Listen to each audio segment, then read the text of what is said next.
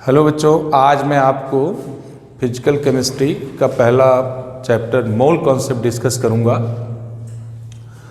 और इसको बेसिक से हम लोग स्टार्ट करेंगे और इसमें बेसिक पॉइंट के साथ साथ जो इससे पहले लेवल के क्वेश्चन बनते हैं उनको भी आज हम यहाँ पे डिस्कस करेंगे। तो चलिए देखते हैं इसमें स्टार्टिंग कैसे है मोल कॉन्सेप्ट का। हम पहले डिफाइन करेंगे कि मोल क्या होता है। तो एसआई यूनिट में हम इसे एक तरह से एसआई यूनिट में इसके यूज करते हैं और हम बोल सकते हैं smallest unit of a substance. Mole को अगर हमें डिफाइन करना हो तो हम बोलेंगे smallest unit of a substance, smallest unit of a substance which is used to count the total number of particles present in a substance, which is used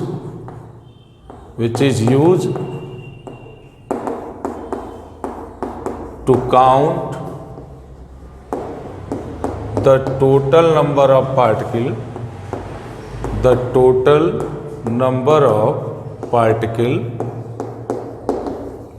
present in a substance,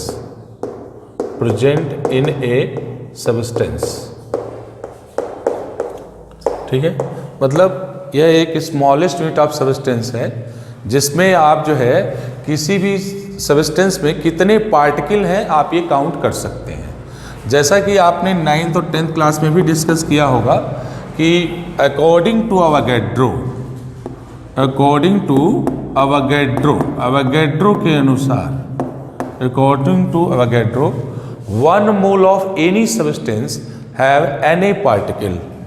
According to Avogadro, 1 mole of any substance have Na particle. Na particle का value क्या होता है ना? Na value की particle का value क्या होगा? 6.022 into 10 power 23। अब अगर किसी सब्सटेंस के 1 मोल में अवोगाड्रो नंबर के बराबर पार्टिकल है तो आप सपोज करिए कि अगर आपके पास 2 मोल हो तो यहाँ 2 मोल तो इसका 2 टाइम्स कर देंगे, 3 मोल हो तो इसका आप 3 टाइम्स कर देंगे, हाफ मोल हो तो इसका हाफ टाइम्स कर देंगे। यानी आपको यदि मोल की जानकारी है तो आप किसी सब्सटेंस में कितने पार्टिकल हैं उसको बहुत आसानी से आप यहाँ काउंट कर सकते हैं, है ना। तो हम इसके अगर बेसिक पॉइंट से चलें तो सबसे पहली बात ये आती है कि हम इसका कैसे डिफाइन करेंगे मोल को। तो हमारा ये पॉइंट यहाँ क्लियर हो जाता है कि smallest unit of a substance which is used to count the total number of particle present in a substance. ठीक है, तो चलिए अब हम इसके आगे अगर कंटिन्यू करें तो इसमें 1-2 बेसिक पॉइंट्स आते हैं। जैसे एटॉमिक मास यूनिट का कॉन्सेप्ट आपने पढ़ा होगा, नहीं पढ़ा है तो आज हम यहाँ डिस्कस करेंगे एटॉमिक मास यूनिट, फिर हम डिस्कस करेंगे अवोगाड्रो हाइपोथेसिस। इन दोनों बेसिक पॉइंट्स को डिस्कस करने के बाद मैं आपको आज मोल कैलकुलेट करना बताऊंगा। फिर मोल के साथ पार्टिकल के इस रिलेशन को यूज करते हुए मैं आपको बताऊंगा कि इस इतने मोल में इतने पार्टिकल्स हैं या कितने मोल्स में कितने पार्टिकल हैं या इतने पार्टिकल्स हैं तो कितने मोल हैं। ठीक है, तो आज हम इन सब चीज़ों को चलो ये यहाँ पे डिस्कस करेंगे। हाँ, तो पहले हम जैसे इसके बेसिक पॉइंट पे चलते हैं। तो हमारा बेसिक पॉइंट क्या है? Atomic mass unit. चलिए देखते हैं यहाँ पे एटॉमिक मास यूनिट का क्या कॉन्सेप्ट है। ठीक है बच्चों, तो हम बात करेंगे एटॉमिक मास यूनिट।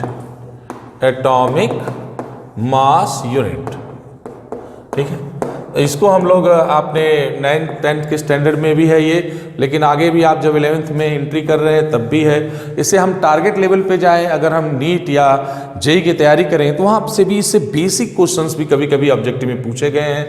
तो इसको हम AMU या शॉर्ट में यू बोलेंगे। ठीक है, तो चलिए देखते हैं 1 AMU किसके इक्वल होता है ना, और इसका बेस क्या होता है। 1 AMU का जो बेस है, सबसे पहली बात आप रखें, the basis of AMU is carbon 12। Carbon 12 को इसका बेस लिया गया है। आपके दिमाग में आ सकता है कि कार्बन 12 ही क्यों लिए। बच्चों याद रखिए कार्बन 12 इसलिए हम लेते हैं क्योंकि इसकी परसेंटेज अवेलेबिलिटी भी ज़्यादा है, इजली अवेलेबल है, और जो सबसे इम्पॉर्टेंट बात है कार्बन 12 की कि इसकी हाफ लाइफ टाइम बहुत ज़्यादा है। रेडियो एक्टिविटी में आप इसको पढ़ते होंगे, लगभग इसका जो है 5700 ईयर्स इसकी हाफ लाइफ टाइम है। मतलब आप ये समझ सकते हैं कि इसकी ड्यूरेबिलिटी भी बहुत ज़्यादा है। आप इसका 0.1 ग्राम लें या 1 ग्राम लें कैलकुलेशन में, तो इसको हाफ होने में समझ सकते हैं 5700 अप्रॉक्स ईयर्स टाइम इसमें लग जाते हैं। तो इसकी जो एक्यूरेसी ऑफ कैलकुलेशन आएगी वो बहुत ज़्यादा होगी, इसलिए यहाँ पे हम लोग कार्बन 12 को बेस मानते हैं। चलिए चलते हैं, आगे बढ़ते हैं। 1 AMU is equal to 1/12th of mass of 1 carbon atom, mass of 1 carbon atom. Carbon atom कौन से होंगे? कार्बन 12। ये हमेशा माइंड में यहाँ पे रखना है आपको कि 1 AMU equal to 1/12th of mass of 1 carbon atom, है ना। तो मास ऑफ 1 कार्बन एटम हम यहाँ डिफाइन करने के लिए आपको सबसे एक छोटी सी बात पहले हम डिस्कस करेंगे, वो है टर्म मोलर मास, है ना। मोलर मास क्या होता है? मोलर मास बच्चों हम यहाँ डिफाइन करेंगे कि mass of 1 mole of any substance, है ना। मास of 1 mole of any substance are known as mass of 1 mole of any substance are known as molar mass, है ना। फॉर एटम, किसी एटम के लिए बच्चों ये for atom molar mass equal to हो जाएगा आपका, molar mass equal to gram atomic mass, gram atomic mass. And for molecule ये बच्चों हो जाएगा आपका जो है मोलर मास इक्वल टू हो जाएगा यहाँ पे gram molecular mass, gram molecular mass. Atom के लिए ग्राम एटॉमिक मास, मॉलिक्यूल के लिए gram molecular mass. For example यहाँ पे आप डिस्कस कर सकते हैं, जैसे सोडियम है तो इसका ग्राम एटॉमिक मास क्या हो जाएगा? इसकी ग्राम एटॉमिक मास हो जाएगा क्या? यहाँ 23 है इसका एटॉमिक मास, तो ग्राम में इसको हम बोलेंगे 23 ग्राम। यानी अगर हम ये बोलें कि मोलर मास ऑफ सोडियम क्या होगा, यानी 1 मोल सोडियम का जो मास होगा वो क्या होगा? तो 23 ग्राम होगा। इसको आप एकदम कंफ्यूजन में नहीं रखेंगे, एकदम क्लियर है, बहुत छोटे छोटे टॉपिक है। इसको हम इसलिए पहले बता दे रहे हैं क्योंकि ये आपको आगे जब हम इस पे क्वेश्चंस में आगे बढ़ेंगे तो ये बहुत इंपॉर्टेंट हो जाते हैं कि आप इनको कहीं मिस न कर जाएं छोटी छोटी चीज़ों को।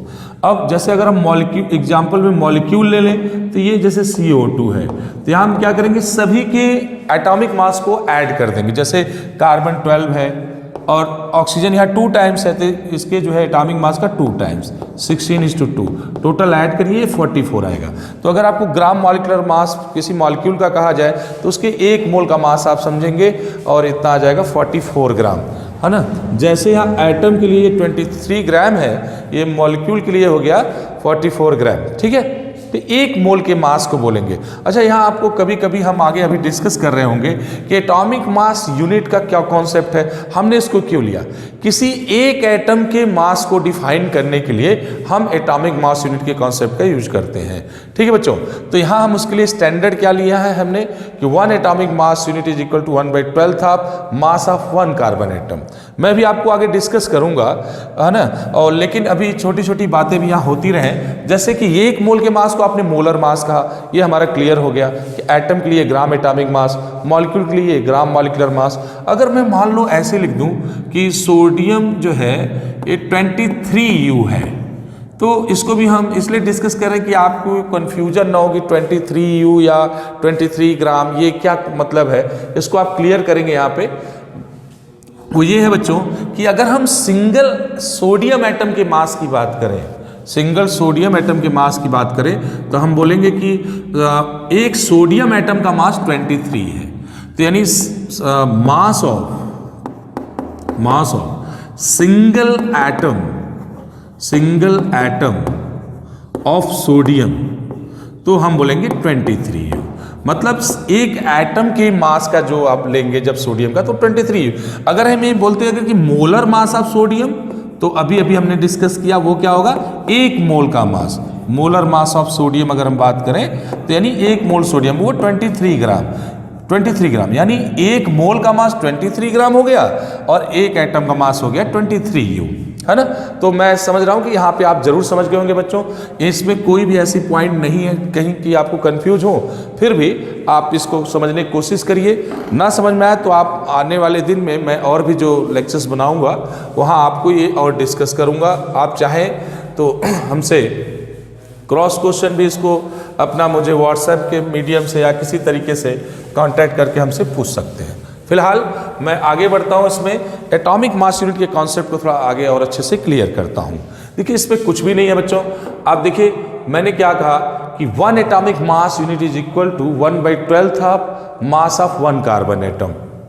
तो मान लो मैं बोलूं कि mass of 1 mole of carbon atom क्या हो जाएगा, ये फिर ये 12 ग्राम, क्योंकि कार्बन का जो एटॉमिक मास है 12 है, तो एक कार्बन के एटॉमिक के लिए 12 है, तो अगर हम एक मोल के लिए बोलेंगे तो 12 ग्राम के इक्वल हो जाएगा। तो मास of 1 mole of carbon atom क्या हो गया, 12 हो गया। मैं इसको ऐसे भी लिख सकता हूं कि mass of 6.022 into 10⁻23 carbon atom equal to 12 gram, क्योंकि अभी पहले मैंने डिस्कस किया कि किसी भी सब्सटेंस के एक मोल में जो है अवोगाड्रो नंबर के इक्वल पार्टिकल होगा। तो यहाँ पार्टिकल में हम एटम, मॉलिक्यूल, आयन किसी को भी कंसीडर कर सकते हैं। तो मास ऑफ 6.022 इंटू 10⁻23 कार्बन एटम 12 ग्राम। तो मैं बोलूँ इसको कि मास ऑफ 1 कार्बन एटम क्या होगा, मास ऑफ 1 कार्बन एटम। तो बच्चों अगर इतना एटम इक्वल टू 12 ग्राम तो 1 एटम इक्वल टू 12/6.022 इंटू 10⁻23 ग्राम। अब हमें मास ऑफ 1 कार्बन एटम पता चल गया। अब हमें जैसे ही मास ऑफ 1 कार्बन एटम पता चला तो अभी अभी हमने क्या डिस्कस किया कि 1 AMU equal to 1/12 of mass of 1 carbon atom, mass of 1 carbon atom, है ना, मास ऑफ 1 कार्बन एटम। तो बच्चों अगर मैं मास ऑफ 1 कार्बन एटम ये जो वैल्यू है यहाँ पुट कर दूं तो देखो क्या होगा, 1/12 इंटू 12/6.022 इंटू 10⁻23। 12 से 12 में क्या हो गया, कैंसिल हो गया।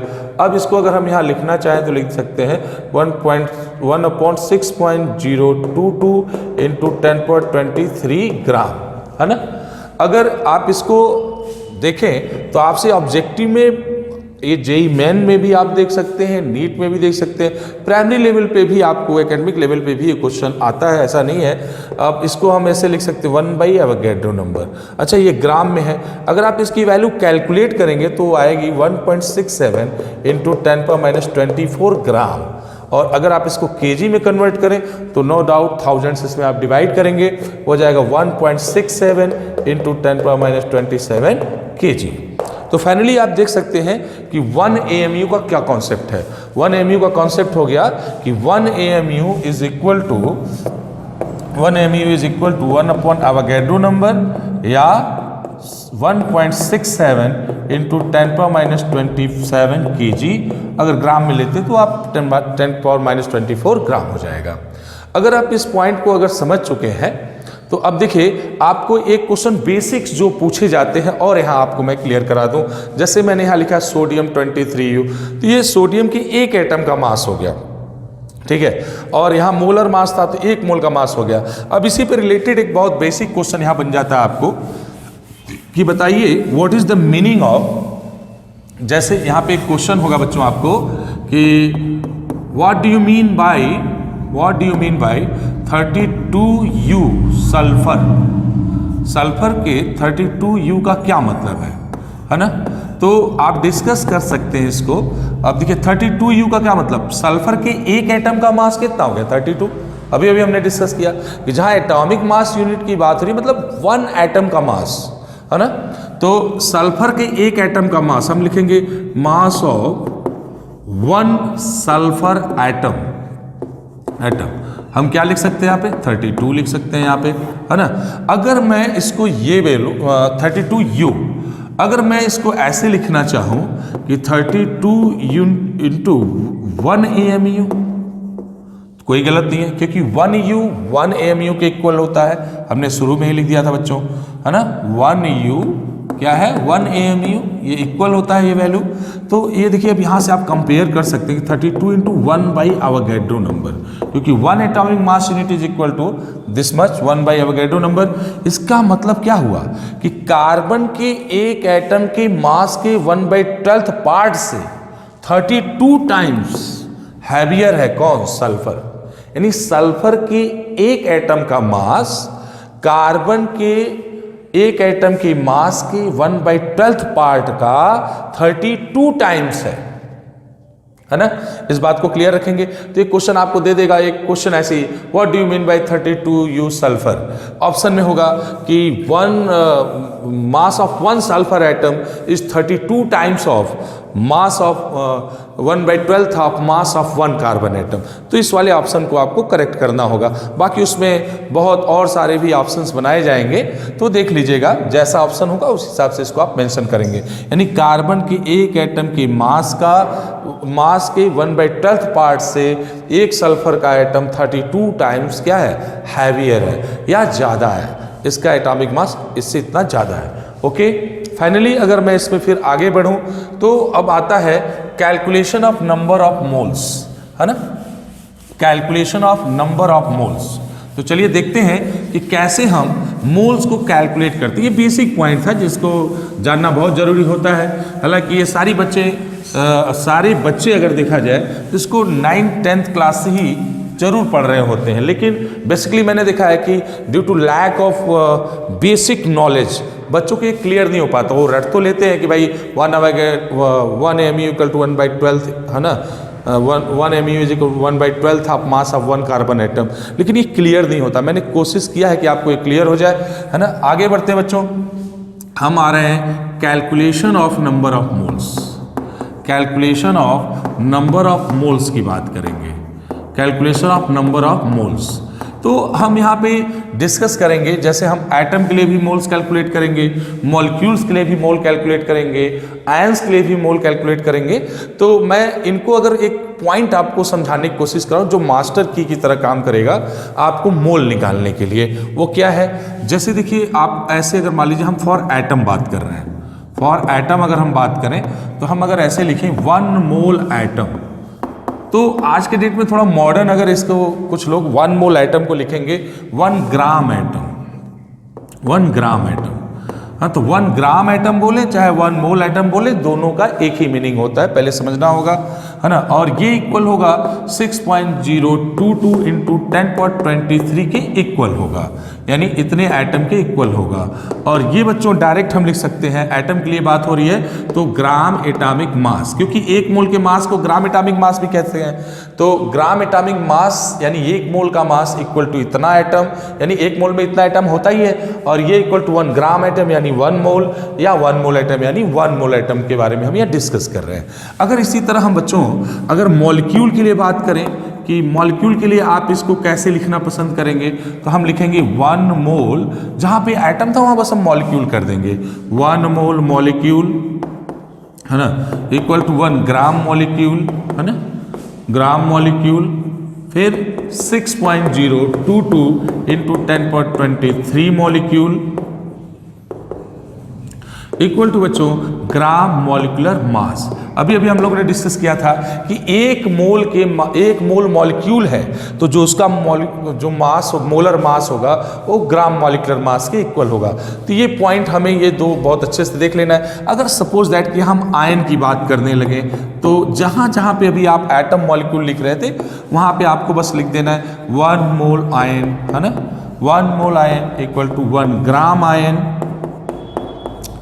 equal to 6.022 into 10.23 ion, and this much equal to gram molecular mass of ion, gram molecular mass of ion, gram molecular mass of ion, है ना, gram molecular mass of ion.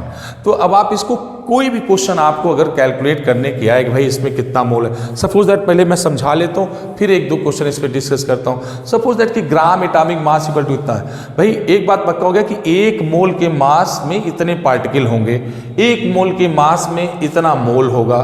तो सपोज दैट कि मैं बोल दूं यार कि इतना ग्राम है, सपोज करो कि तुम्हें मैं दे दूं कि 46 ग्राम सोडियम है, तो how many moles of sodium atom. तो नो डाउट अभी एक मोल सोडियम का एटॉमिक मास कितना था 23 ग्राम, तो 23 ग्राम सोडियम 1 मोल सोडियम, तो 23 1 मोल। तो आप इसी तरह देख सकते हैं कि 46 में कितना 2 मोल। तो हम डायरेक्ट वहां से इसको कोरिलेट कर सकते हैं। अगर नंबर देके पूछना चाहेंगे तो हम बोलेंगे भाई ऐसा है, इतना नंबर में 1 मोल है, मैं बोलूँगा यार कि ये बताओ 12.044 इंटू 10⁻23 मॉलिक्यूल सोडियम का हो तो कितना मोल होगा। तो नो डाउट इतना एटम में 1 मोल सोडियम अगर आता है तो इसके 2 टाइम्स कितने हो जाएंगे 2 मोल हो जाएंगे।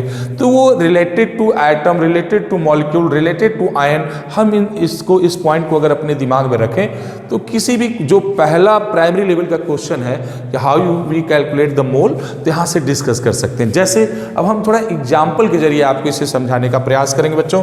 चलिए एक एक क्वेश्चन छोटा छोटा आपसे पहले मैं डिस्कस करते हुए इसको आगे बढ़ेंगे। मान लीजिए कि आपको आ जाए कि बताइए, एक छोटा सा क्वेश्चन है आपके लिए कि find the number of moles of magnesium in 16.8 gram magnesium. Suppose करें एक छोटा सा क्वेश्चन आ जाए कि find the number of moles of magnesium in 16.8 gram magnesium. बहुत छोटा सा क्वेश्चन है बच्चों। तो सबसे पहले ये एटम की बात हुई है तो हम जाएंगे ग्राम एटॉमिक मास।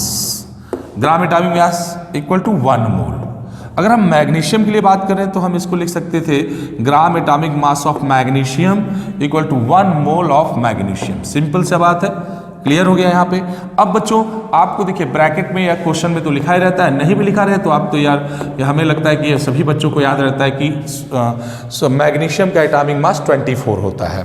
तो हम यहाँ लिखेंगे 24 ग्राम, है ना, magnesium equal to 1 mole magnesium.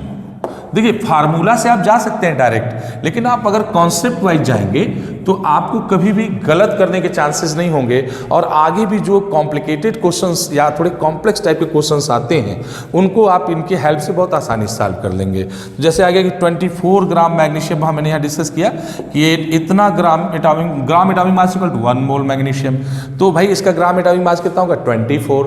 तो 24 gram magnesium equal to 1 mole magnesium atom. तो बच्चों 1 ग्राम में कितना होगा 1/24। तो आपको पूछा कितने में है 16.8 में। तो 16.8 ग्राम मैग्नीशियम में कितना मोल होगा, तो हम लिखेंगे 1/24 इंटू 16.8। ये एकदम बचपन वाला वो क्वेश्चन हो गया कि भाई 1 रुपए में 2 टॉफी, तो 2 रुपए में कितने टॉफी, या ऐसे कह लो 10 रुपए में 20 मैंगो है तो 5 रुपीज़ में कितने मैंगो मिलेंगे। तो 1 मैंगो कैलकुलेट करके जो पूछ रहा है उसका मल्टीप्लाई करेंगे।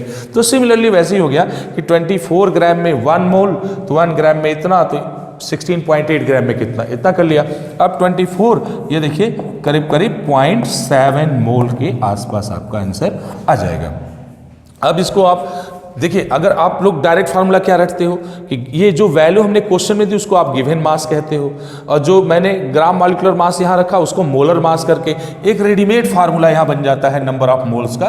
चाहे वो आप किसी के लिए कैलकुलेट करो, नंबर ऑफ मोल्स का एक रेडीमेड फार्मूला सभी टीचर्स पढ़ाते हैं, हम लोग भी डिस्कस करते हैं और आप भी इसको आगे डिस्कस करेंगे।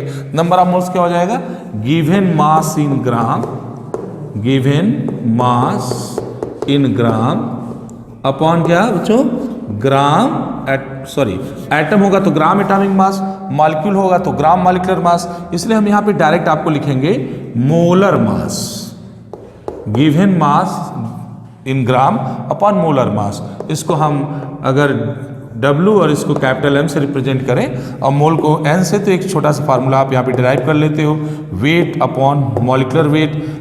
मॉलिक्यूल के लिए, अगर एटम होगा तो वेट अपॉन एटॉमिक मास भी इसे आप बोलते हैं, है ना। तो देखिए गिवन वेट हमने क्या किया, यहाँ पे ले लिया 16.8, जो उसका ग्राम एटॉमिक मास है यहाँ नीचे लिया। ग्राम एटॉमिक मास यानी 1 मोल का मास, मोलर मास। अगर आप मॉलिक्यूल के लिए ही बात करेंगे तो ये molar mass gram molecular mass के इक्वल हो जाएगा। अब हम कहीं भी सॉल्व करेंगे तो सीधे इस फार्मूले से, लेकिन एक बार सीखने के लिए मुझे लगता है ये बहुत जरूरी है बच्चों को बताना कि कैसे ये आखिरकार शुरुआत होती है मोल की। तो दिस इज द बेसिक। अगर आपको रिटेन एग्जाम होता बेटा और आप इस फार्मूले से जाते तो एग्जामिनर को आप उतना इंप्रेस नहीं कर पाते, और शायद वो इसे, अगर वो जानना चाहता है कि आप इसको आता है कि नहीं मोल, तो शायद वो, अगर आप ऐसे जाएंगे तो क्रॉस भी कर सकता है ना, नेगेटिव भी कर सकता है। लेकिन रिटेन एग्जाम है तो आप इसको ऐसे करेंगे तो आपको पूरा इंप्रेस भी होगा और पूरा मार्क्स दे देगा। लेकिन आजकल एग्जाम सभी ऑब्जेक्टिव है, तो सीखने के लिए जरूरी है और करने के लिए ये ज़्यादा जरूरी है। फिलहाल मैं आगे बढ़ता हूँ। इसी पे देखिए नेक्स्ट क्वेश्चन एक मैं दे करके आपको और सिखाने की कोशिश करता हूँ। जैसे एटम का मास दे के पूछा, अब इसी जगह अगर मान लो नंबर दे के मोल कैलकुलेट करने की कोशिश करें तो how you find the mole या नंबर ऑफ मोल्स। चलिए देखते हैं बच्चों। एक क्वेश्चन जैसे ऐसे मैं कह लूँ कि find the number of moles of water molecule in 6.022 into 10^21 molecule of water, है ना। ऐसे तो एक बात फिर हमने आपको उस लाइन में जाइए, मैं जहां से मैंने आपको रिलेट किया था कि 1 mole atom equal to 1 gram